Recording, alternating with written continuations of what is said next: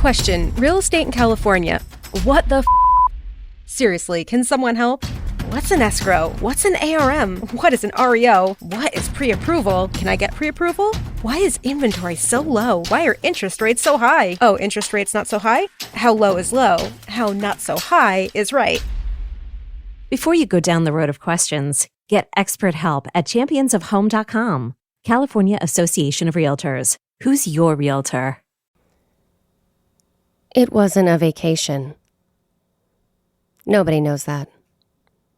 But when you're gone for a week, it's assumed. My office neighbor Menka sits next to me and always asks how my weekend was on Monday morning. I dreaded the idea of her asking me how my vacation was because it meant I'd have to talk about what happened. Instead, she asked me if I had watched it yet. I guess she didn't notice I was gone. When I said watched what, Menka nearly fainted. It's called Paradigm. Apparently, everyone in the office is obsessed with this new show. Thank God they're distracted. Otherwise, they might ask me where I went and why I went there. It still doesn't feel real. The moment it does, I fear that I won't be able to handle it. It's a minor miracle that I stayed composed when Joe held the door open for me this morning. Joe is the security guy who is perpetually in a good mood. He always has a big smile and loves to know what I'm working on. It's such a simple question, but I don't have as many people in my life who ask it now. I remember my first week he told me he really admired architects because we see things that he never would. It was vague, but I felt his gesture. He's told me this more than once. I don't know if it's just because he's getting older or I'm not memorable. Either way, I don't mind. It's always such a lovely thing to hear. Fiona tries to make me feel included at lunch by asking if I've seen Paradigm yet. I say that I haven't, but I want to because everyone seems so excited by it. She tells me that I have to watch it ASAP. It's just us in the break room at the moment, which means we have to actually talk to each other. Even if I wasn't holding on emotionally by the tiniest of threads, Fiona is the last person I'd want to share a break room with. I am fairly certain that her most recent design concept for a new shoe store was conceived of by using AI. When she presented it to the head of our firm, he beamed and said he was blown away by its radiance and simplicity. "The client will be thrilled," he added. I didn't say anything. I figured Fiona would be caught and hung out to dry, but it didn't play that way. I had a friend in graduate school who used AI a couple times to help them design. There's certain words and phrasing you notice when you've done it long enough that don't feel sincere. There's just something hollow in its attempted replication of the human touch that I can usually spot. It's getting better, though. Much better. Soon we might not be able to tell the difference, which bums me out. What makes it worse is that I think Fiona is so smart. I just don't understand why she would cheat. That's not true. I know why. 'Cause it's easy. We have a Paradigm group chat. Let me know once you get to episode 6 and I can invite you. 6 is the penultimate episode. Season finale is this Sunday, so you have time to binge. I would invite you now, but the whole chat is filled with spoilers and theories. I would hate to ruin it for you. I say thanks and tell her I'll watch the first episode tonight. This might help me socially at work. I started about 9 months ago and I've never really fit in. I feel more like an extra than a recurring character. Everyone is very cordial and there's been many efforts to bring me more into the fold. But the day I got this job was the same day I found out he was sick.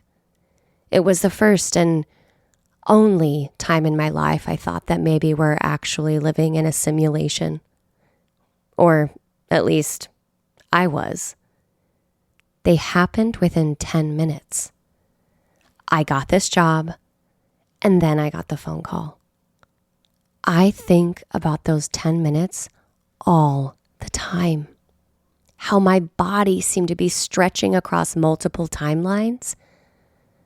I can feel my gut twitching as Fiona smiles and says goodbye. I'm now alone in the break room.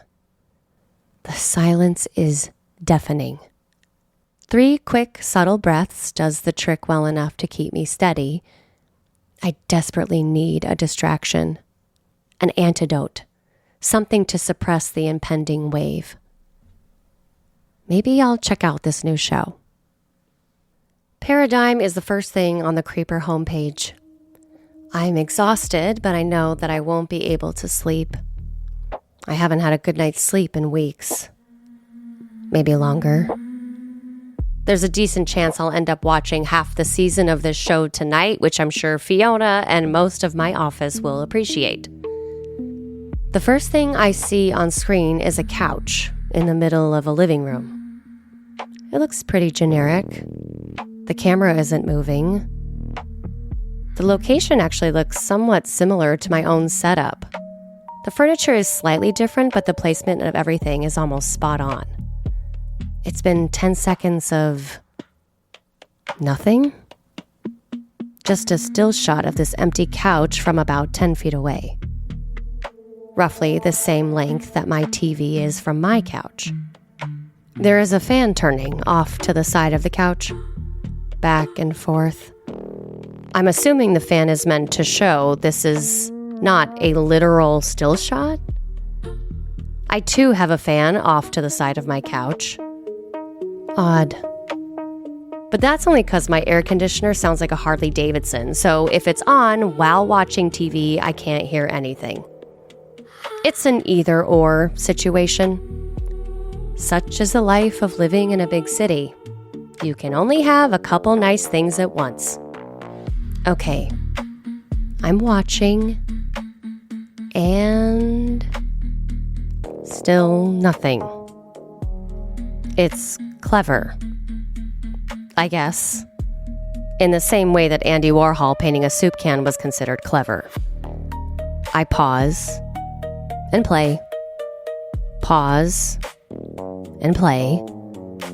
There is a time code that tells me that the show is playing. 59 minutes left. I wait another 30 seconds. Still nothing. This is a lot of setup.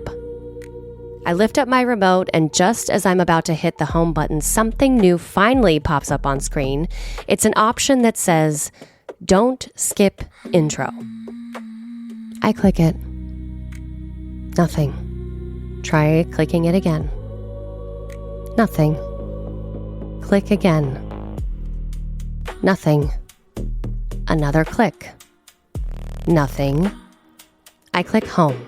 Go back to Creeper, go back to Paradigm, click on episode 1. Same thing.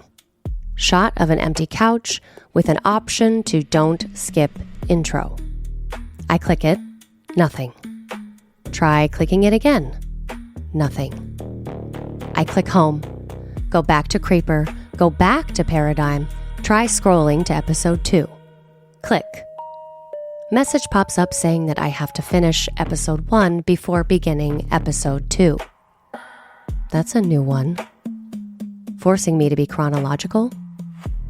I turn off my TV. Get some cheese to settle my nerves. Cheese goes good with beer. Even non-alcoholic beer. How is there no booze in this? TV comes back on. I click home. Go back to Creeper. Go back to Paradigm, click on episode 1. I try fast forwarding. It's working. The time code shows that I am going towards the end, yet there continues to be nothing on screen. Just an empty couch and a fan that won't stop turning. It's been an hour. The Don't Skip Intro tab is still there. When I let go of the remote, the time code continues. We've gone past 90 minutes. I continue to fast forward. 2 hours, 2.5 hours, approaching 3 hours. This has to be an office prank. I need help. From the outside, someone I don't work with who I can trust to be helpful and not judgmental while making me giggle. I text my oldest friend, Lena, to see if she's watched Paradigm. Of all my friends who I love dearly, Lena is the one I'm closest to. We are the most alike, and she knows everything about me. Even the things about myself that I find continually confounding in retrospect. Like that period in my life in which I slept with multiple men who played the cello. To clarify, because I have to remind myself that this actually happened, I slept with multiple guys simply because they played the cello. Lena deemed this period of my life the celloing, to which I have no retort. Why did I find cellists so attractive for those 2 years in my mid-20s? How did I find enough cellists to actually go through a celloing phase? The answers to these questions, similar to any answers to any questions involving Paradigm, is simply, I do not know. Lena eventually responds with the majesty of 3 simple words. Don't skip intro. I'm now calling because I need to cut to the chase. It's only when she picks up and immediately makes a really loud farting noise with her mouth does it hit me that she doesn't know yet. None of my friends do. About him. I'll have to tell them soon. I'll have to tell everyone. Tomorrow, I say to myself. Right now, I just want Lena to make me laugh, to keep the tsunami away, and help me figure out what's up with this weird show. I describe what I've seen so far. She has an answer. Lower your ambition. I ask what that means while eating more cheese to calm me down. Go to sensory settings, turn down ambition, and turn up exposition. I laugh, but she doesn't. After a couple seconds, I ask if she's serious. She says that she is and asks how it's possible I haven't watched yet. I ignore her question to ask my own. The show will change if I change these settings? Yeah.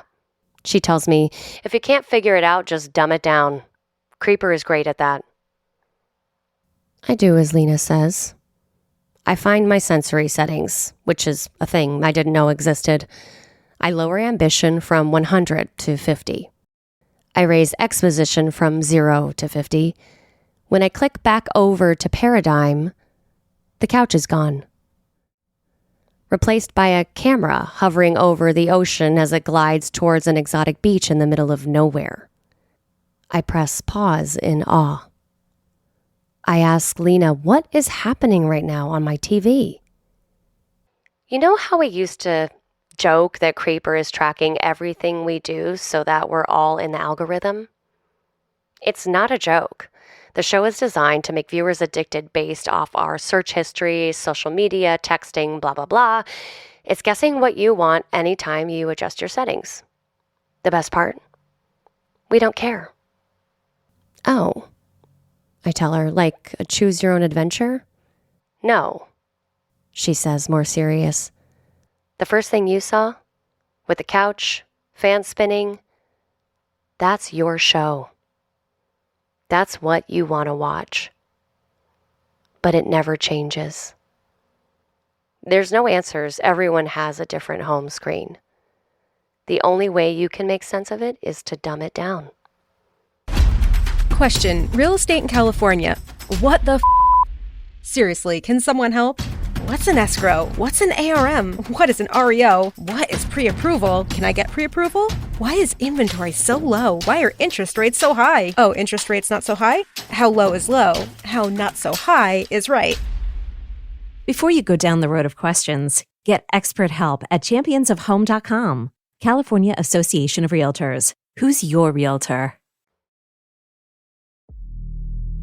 I press play, keeping her on the line so I can see how this goes. There are roughly 10 people walking along the edge of this beach looking for something while staring ahead. They're all mid to late 20s in peak physical condition. I describe what I'm seeing to Lena.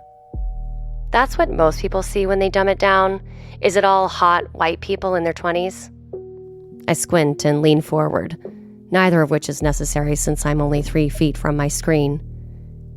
Yeah, I tell her, they're all white and gorgeous. Turn up your inclusion. The base setting is hot white people because of your location. I go back to sensory settings and turn up the inclusion from 0 to 50.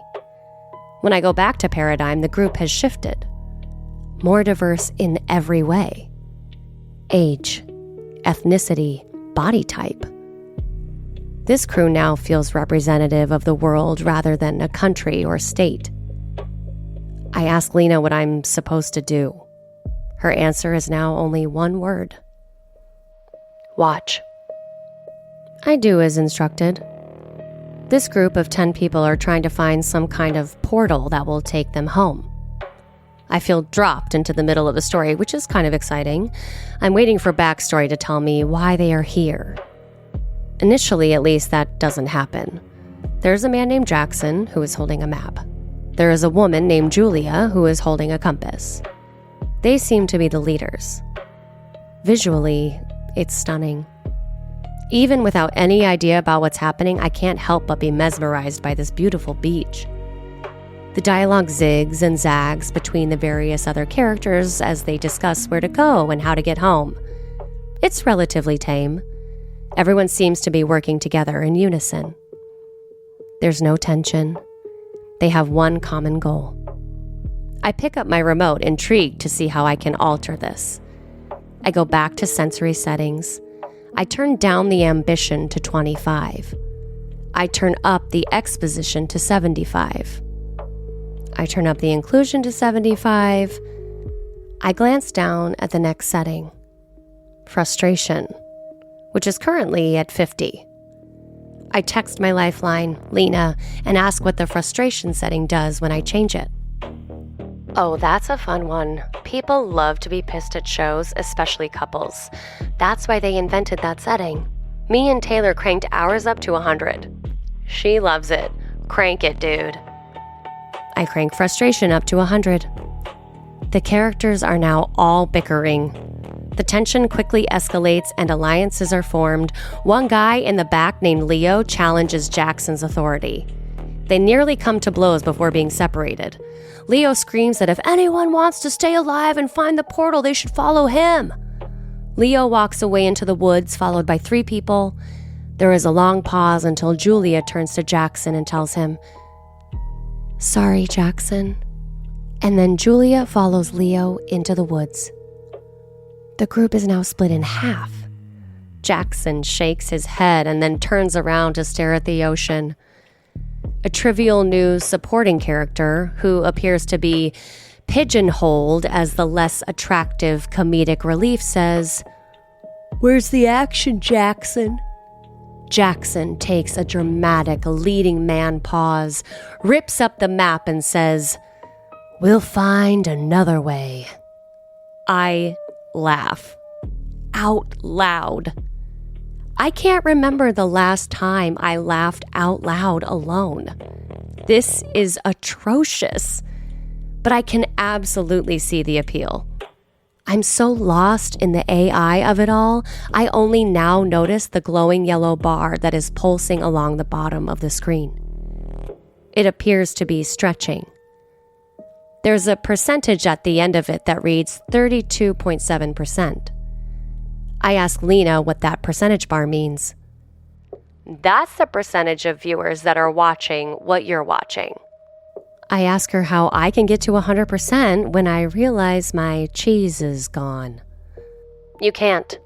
That's the carrot Creeper is dangling in front of us.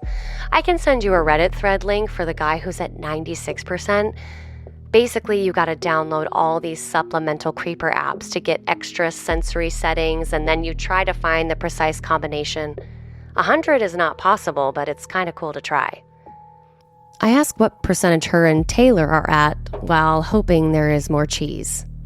There is not. We just hit 66.3. I ask what her show is like when you reach that percentage while stubbing my toe on the walk back from the fridge to my couch. No spoilers, dude. It's your adventure, ha ha. I hate to admit it, but that's genius marketing. I let Lena go so I can play with the sensory settings. I dial up the inclusion to 100%.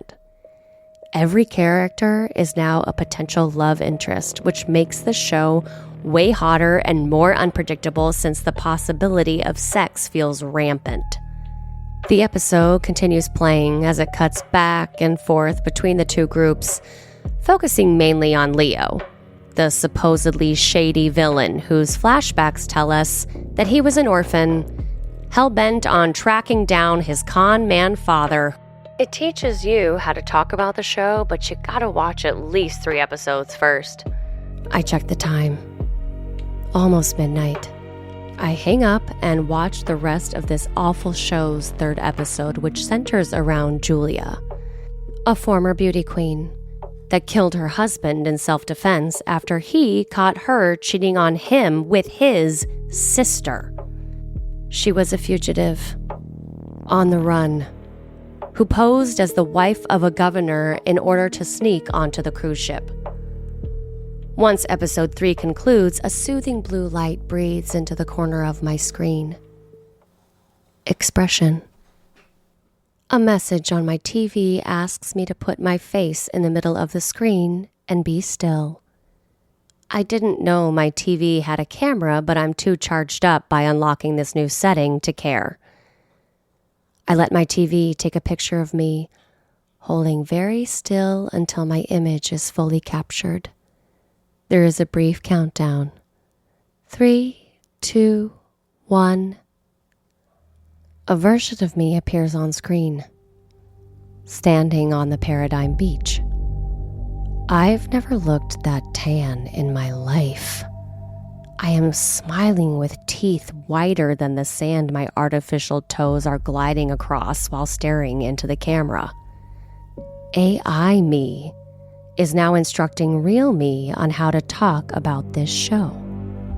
Real me is hypnotized by fake me. I, go on for about 3 minutes with instructions.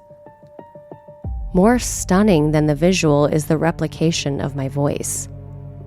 Not the timbre or tone. The words. Is that how I sound? I listen to fake me tell real me how to speak. Okay, here's how you do it. You don't start with the glitchy cough thing. That's too weird, too isolating. You start with the beach. You say it's visually insane. You say it hooked you faster than you expected. Keep it light. If you mention the sensory settings, laugh a little, like you're in on the joke. Call the frustration slider dangerous and admit you cranked it. People like that. It makes you sound self-aware, not obsessive. Name drop Jackson and Julia like they're real people you have mild opinions about. Don't summarize the plot. React to it. Say you gasped when the group split. Say you didn't trust Leo from the beginning, even if you didn't know who he was at first. Confidence matters more than accuracy. If someone brings up the percentage bar, lean in. Tell them you tried to get it higher. Tell them you almost got competitive about it. That part makes you relatable. Everyone wants to feel like they're chasing something. Keep your energy up. Don't analyze unless they analyze first. Mirror their tone. If they're obsessed, you're obsessed. If they're skeptical, you're intrigued, but cautious. Make it feel communal, like it's unfolding for all of you at the same time. And at the end, smile when you say this part, because this is the part that makes them feel safe. Remember, we're all in this show together. I replay this again, watching and listening even more carefully now. Is that me? Does the algorithm know me as well as I know myself? Does the algorithm know the version of myself that is more appealing to other people? It has the data, the resources. What do I have? Intuition? Maybe? A soul? Optimistically unknowable. I think about how Fiona talked to me in the break room. Was that her? Or just what AI Fiona told real Fiona to do? I think about Menka. When I first came to work this morning, was that real Menka or AI Menka? Is all of this the show? It's nearly 3 a.m. and I'm even more wired awake than I thought I would be. I mentally sprint back to the sensory settings page and scroll to see what else is waiting for me. There is only one other available sensory setting at the moment. Resolution. Question: real estate in California. What the Seriously, can someone help? What's an escrow? What's an ARM? What is an REO? What is pre-approval? Can I get pre-approval? Why is inventory so low? Why are interest rates so high? Oh, interest rates not so high? How low is low? How not so high is right? Before you go down the road of questions, get expert help at championsofhome.com. California Association of Realtors. Who's your realtor?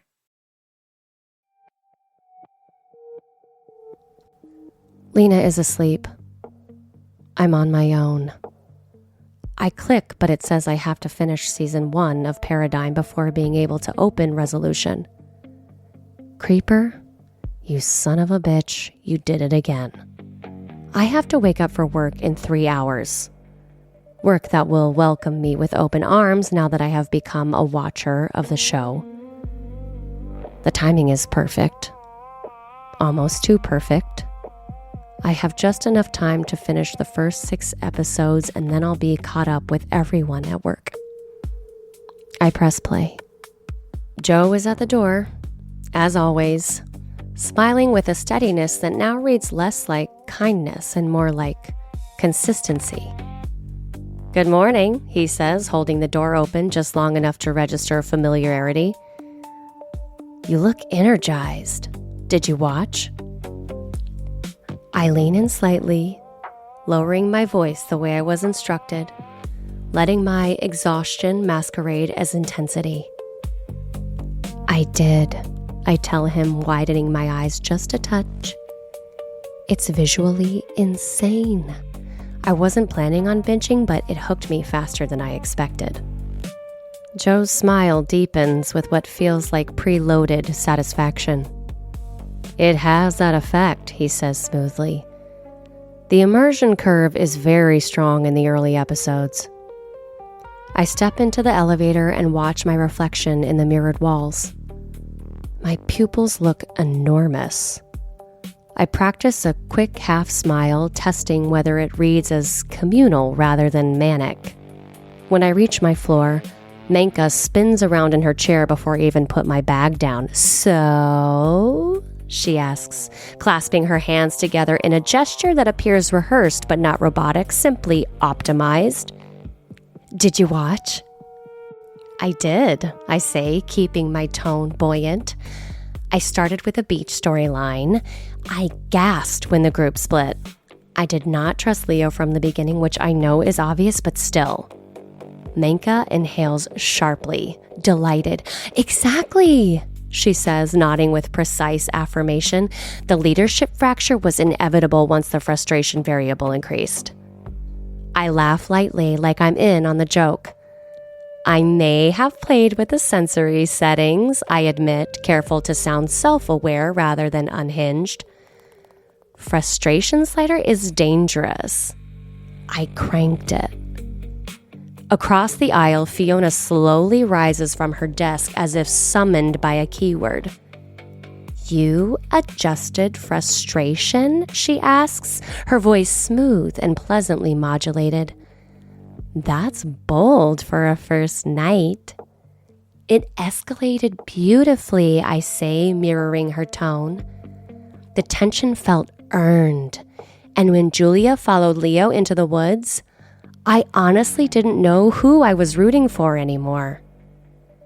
Fiona's expression softens into what appears to be admiration at an approved frequency. That moral ambiguity is the point, she says. It forces engagement. Within minutes, 3 more coworkers drift toward our cluster of desks. One of them calls me Bonnie. Bonnie is not my name, nor does it contain any of the letters in my name, but that doesn't matter. What matters is that I feel like I'm part of the team. Conversation overlaps in seamless transitions.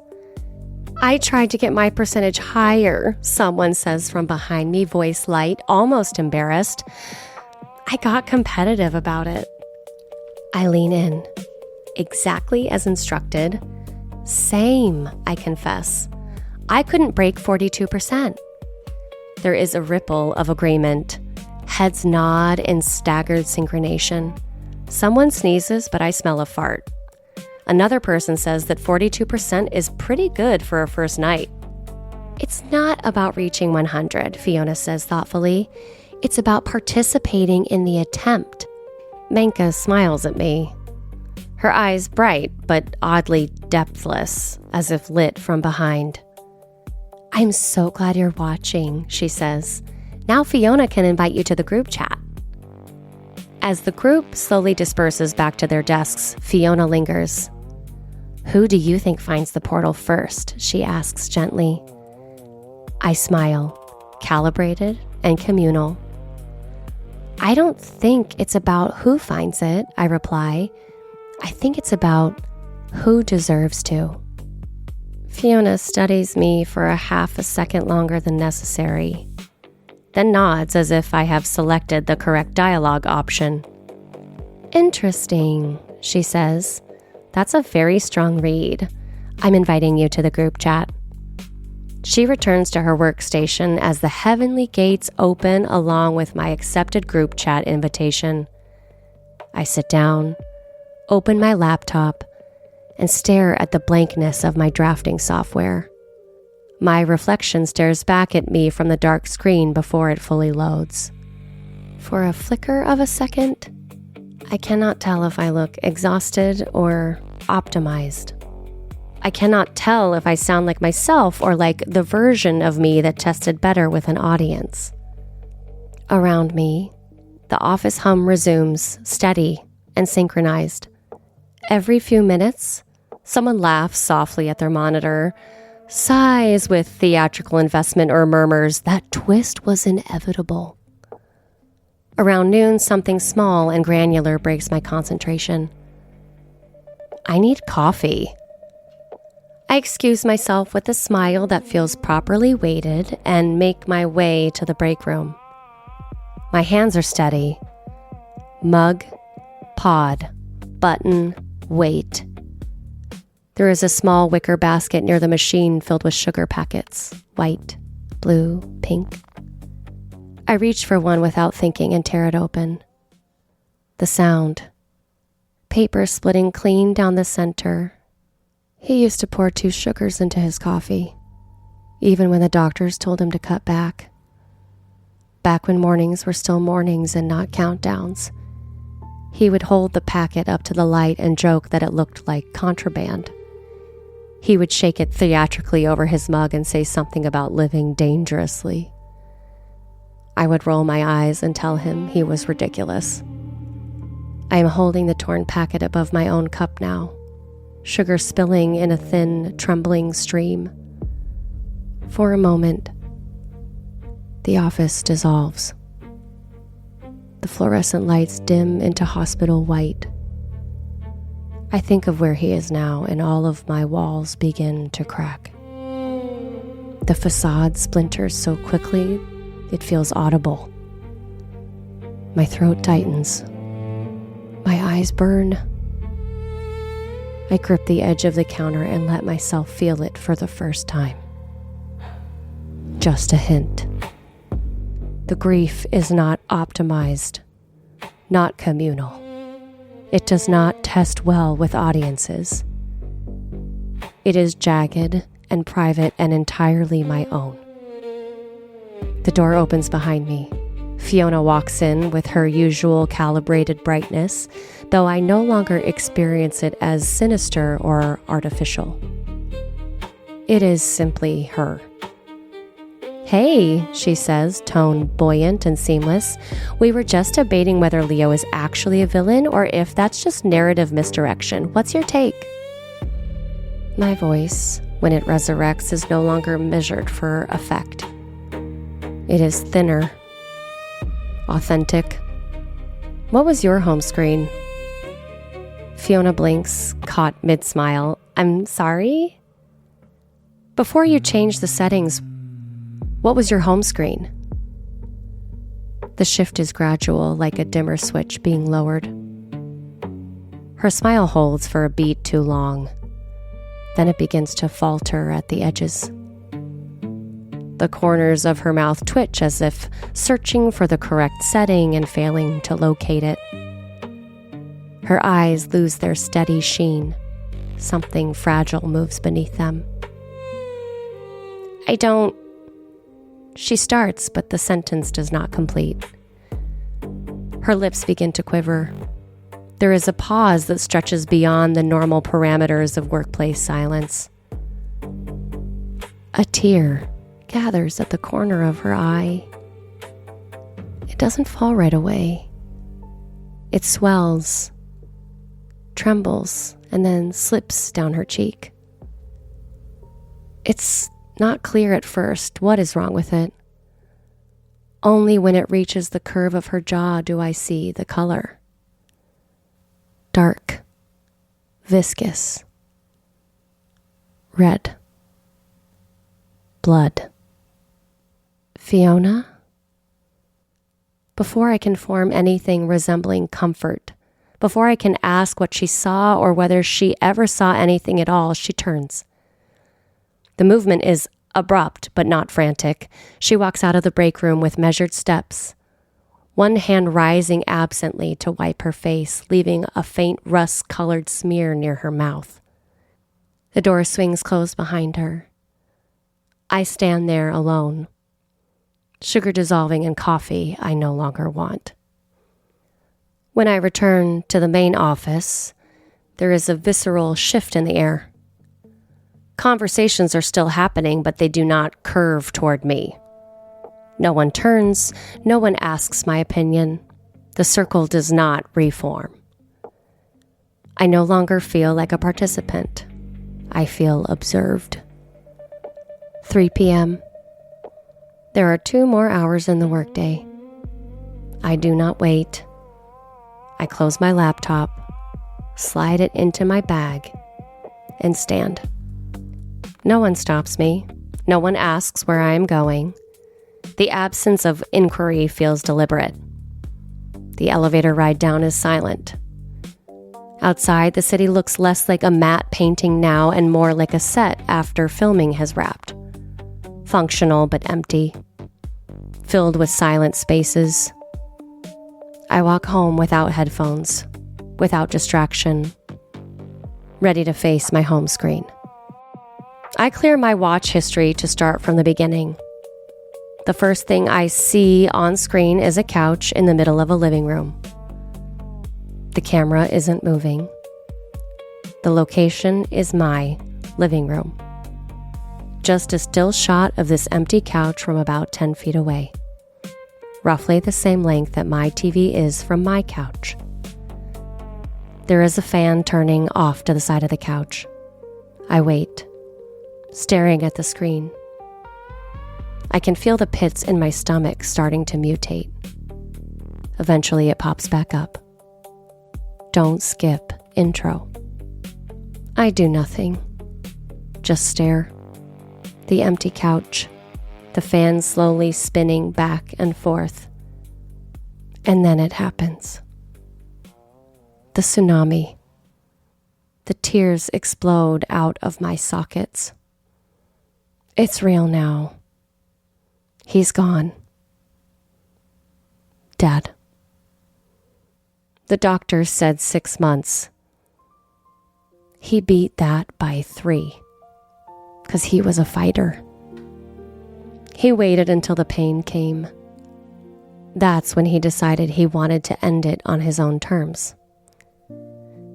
He didn't want to slowly fade away. He wanted me to remember him as alive. He knew I would hate him when he told me his plan. He also knew that eventually love would trump hate and lead to understanding. He rented a little house for the weekend in San Diego that was close enough so we could walk to the beach. Just the two of us. The last two characters from my first show. The one I binged every day. That's where he wanted to take his final breaths, navigated by a couple tiny pills. That's all it took. He told me that if he closes his eyes, he can see me taking my first steps into the ocean. Like it was yesterday. How when you get older, time starts to fold. That the past and future are out of reach, but you can always hold on to the present. He held my hand and pointed to the ocean. He said that's where he'll be if I ever need him. After he passed, I opened the app called CaskRabbit. It's a service where you can hire people to move dead bodies who have registered with the state for euthanasia. Business is booming. When they came to take my dad away, one of the movers asked me what I loved most about him. I said it was the way he grabbed his belly when he laughed. His face would get red and then his whole body would vibrate until his laugh became your own. The joy was contagious. There was not a dad joke in the world that was impervious to his laugh or the way giggles hopped from his belly to my cheeks. I described everything about my father's laugh to a total stranger. Someone I didn't know at all asked me an intimate question about the person who I had known longer than anyone. In retrospect, I have to assume that asking such a question to a customer was forbidden by his employers. But he asked anyway, and it was the last time I cried, until today. Now, I'm sitting on my floor, which now looks like a tiny puddle, and for a moment, I hope that I'll see my dad in the reflection. My favorite character. The character who told me to look up instead of down. The character who said that buildings were not just tall, but they were also historical. The character who said that they tell stories about where we've been and where we're going. The character who said that you always have time to look around and take it all in, because that's how you let the love inside, when you're looking up. I check flights to San Diego. There's one leaving tonight at 7:33. My thumb hovers above the button to buy a ticket. But then I put my phone down and think maybe I'll drive there.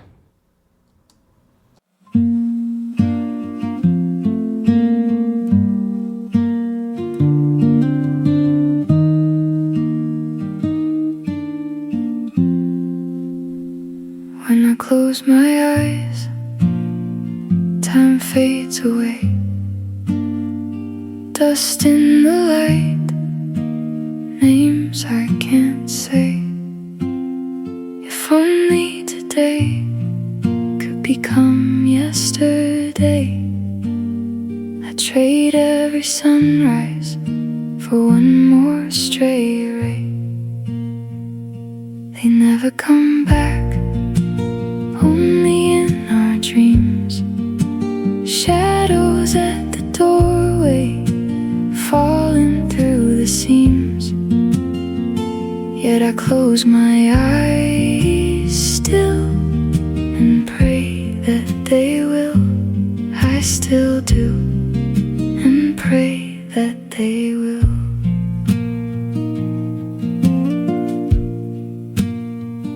old kitchen table, two empty chairs, laughing at nothing, ghosts in the air. If only this hour could learn how to stay, I'd hold it so tightly till it slipped anyway. They never come back, only in our dreams. Shadows at the doorway, falling through the seams. Yet I close my eyes still and pray that they will. Oh, I do, and pray that they will. Someday I'll wake and the years roll in reverse. Every goodbye unspoken, unheard. If only this hope didn't hurt like it does. Still I lie here in the dark, chasing who we were. They never come back, only in our dreams. Shadows at the doorway, falling through the seams. Yet I close my eyes still and pray that they will whisper your name, and pray that they will.